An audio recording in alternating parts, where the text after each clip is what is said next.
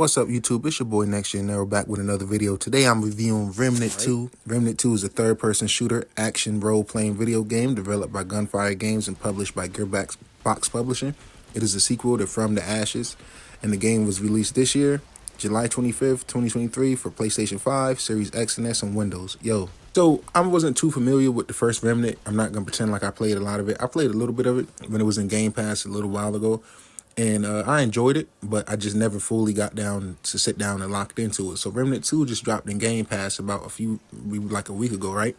And it was stealth dropped. So from the beginning of when it got announced, I was always like, I was intrigued by it because I wanted to play it. Unreal Engine is using, I believe, nanite.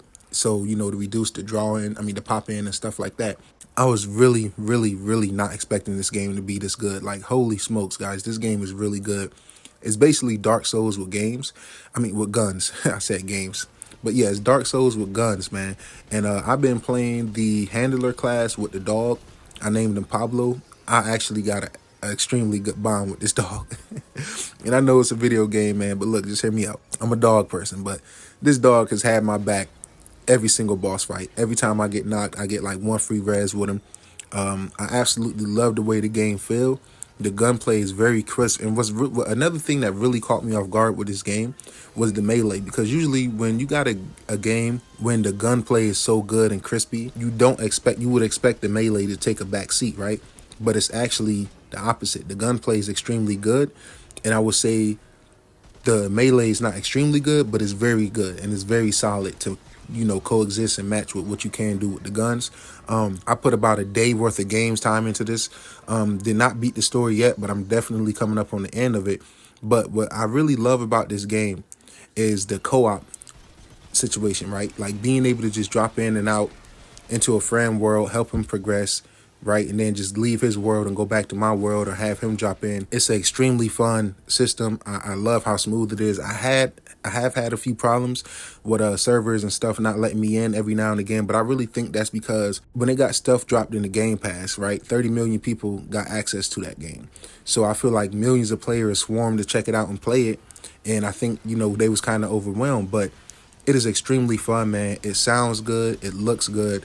Now, the story for me is mix and match. Like, I like finding stuff around certain worlds. Like, it was this one castle I was in, and I found, some notes about, them having a feast and the king inviting everybody in. And it was like some really dope lore to go along with that.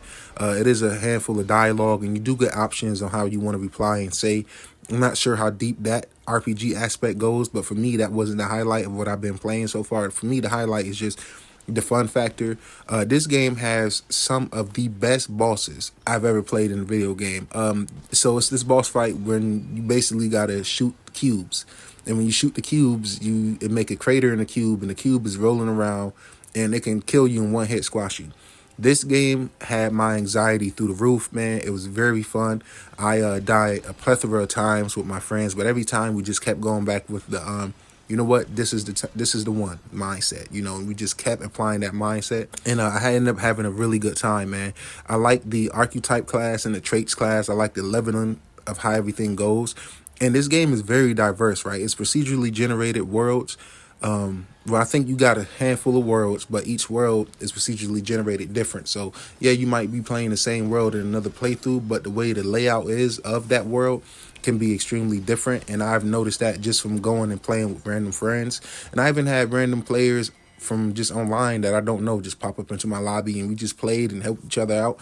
And I ended up adding them as friends on Xbox. And I feel like whenever games can do that, right? Apex Legends does that for me. Halo Infinite does that for me.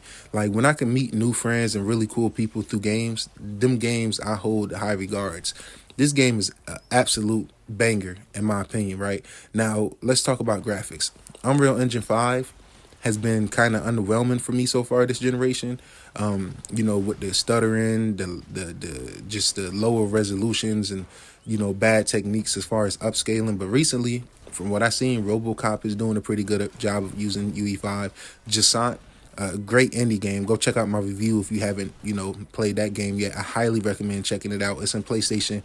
It's in Game Pass and it's on PlayStation. But for my PlayStation brothers, go ahead, fork up that $25. You will not regret it. Indie games make the world go round, But the graphics is Absolutely great, man. I love the look of it. I love how it feels. Is it just like some best graphics of all time, like best looking game ever? No, but it does have that next gen feel to it. Like, okay, I can tell this is an early UE5 game, but this is kind of laying the foundation for how it should go.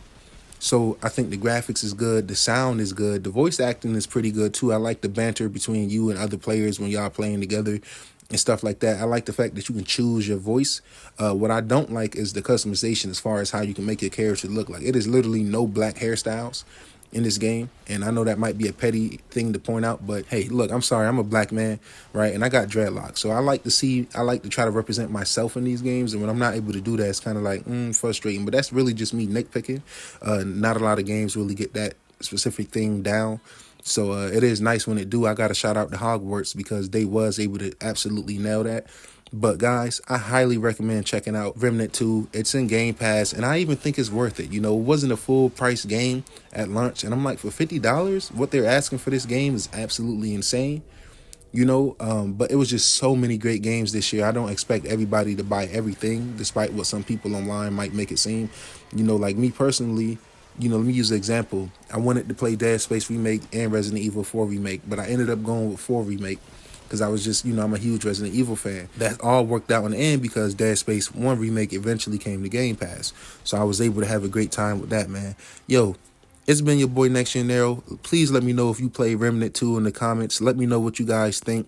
I'm coming up on the end of it. I usually don't like reviewing games beforehand, right? But I feel like this game was just so good. I just want to just speed up the process and get this information out on my channel just to let people know this game is definitely worth checking out. It definitely got the Next Gen Arrow seal of approval. I'll catch you guys in the next one. Peace.